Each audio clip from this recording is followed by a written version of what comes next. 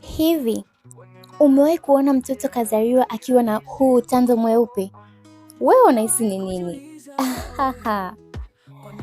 Karibu kwenye Siri za Mwili, mahali ambapo unapata maelezo ya kina kuhusu miili yetu na jinsi inavyofanya kazi.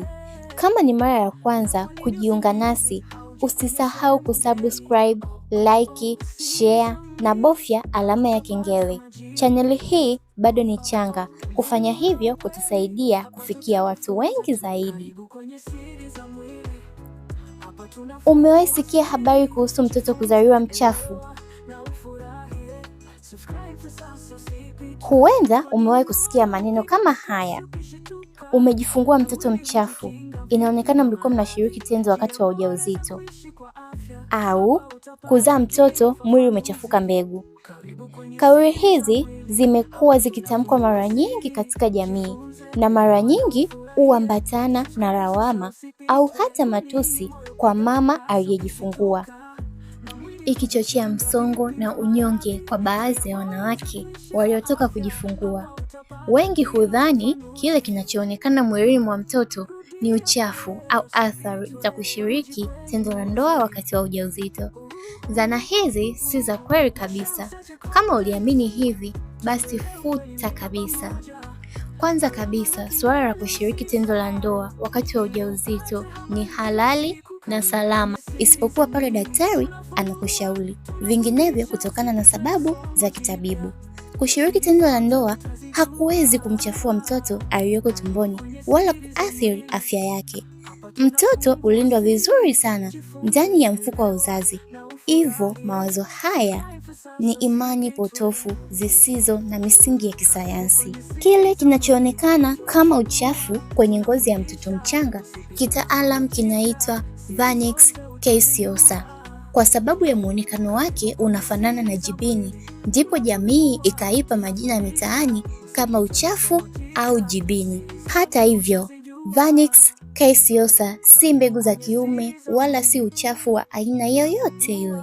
Vernix caseosa huanza kutengenezwa mtoto akiwa tumboni, mara nyingi kuanzia wiki ya 21 ya ujauzito. Kitaalam, muundo wake una 81% ya maji, 9% ya mafuta na 10% ya protini. Mchanganyiko huu huifanya iwe na faida nyingi sana kwa mtoto kabla na baada ya kuzaliwa. Kwanza, vernix caseosa hulinda ngozi ya mtoto akiwa tumboni dhidi ya majimaji ya uzazi ambayo yangeweza kuathiri ngozi yake nyororo. Pili, husaidia kupunguza msuguano wakati wa kujifungua, hivyo kumrahisishia mtoto kupita kwenye njia ya uzazi. Tatu, hufanya kazi kama kinga dhidi ya vimelea mbalimbali. Aidha, husaidia kuiweka ngozi ya mtoto katika hali ya unyevu, kuzuia kukauka na kupasuka kwa ngozi baada ya kuzaliwa, pamoja na kusaidia kudhibiti joto la mwili wa mtoto katika masaa ya mwanzo baada ya kujifungua. Ni muhimu kufahamu kuwa si kila mtoto huzaliwa akiwa na vernix caseosa nyingi kama inavyoonekana kwenye baadhi ya picha. Wengine huzaliwa na kiasi kidogo sana, huku wengine wakiwa nayo kwa wingi kiasi cha kumtisha na kumpa wasiwasi au kero mzazi. Hivyo, hali zote hizi ni za kawaida kabisa. Kwa kuzingatia faida zake, wataalamu wa afya wanashauri mtoto asioshwe mara baada ya kuzaliwa.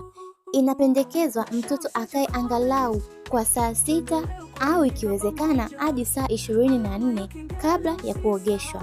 Baadhi ya wahudumu wa afya hufuta damu na kuacha vernix caseosa mwilini kwa muda ili ngozi ya mtoto ibaki katika hali nzuri ya unyevu. Pia kuna hali nyingine inayoshangaza wazazi wengi, ambapo mtoto huzaliwa na vinyoleo vidogo mwilini. Hali hii kitaalam huitwa lanugo. Takriban 30% ya watoto huzaliwa na lanugo.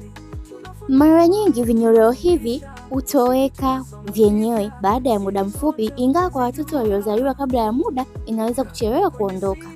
Kazi kubwa ya lanugo ni kusaidia vernix caseosa kushikamana vizuri na ngozi ya mtoto. Hivyo basi, Kama umejifungua na mtoto wako ana hali hii, huna sababu ya kuwa na wasiwasi. Ndani ya wiki 1 au 2, hali hiyo hutoweka yenyewe bila matibabu yoyote. Kwa ujumla, elimu hii inalenga kuvunja imani potofu na kuwapa wazazi uelewa sahihi kuhusu miili ya watoto wao. Vernix Caseosa si uchafu, si aibu na wala si dalili ya kosa lolote. Ni sehemu ya ulinzi wa asili aliyoumbiwa mtoto. Asanteni kwa kunisikiliza na kutazama video hii. Natumai utakuwa umejifunza vitu vingi. Usisahau kutuachia maoni yako kwenye sehemu ya maoni, kulike, kushare na subscribe channel hii.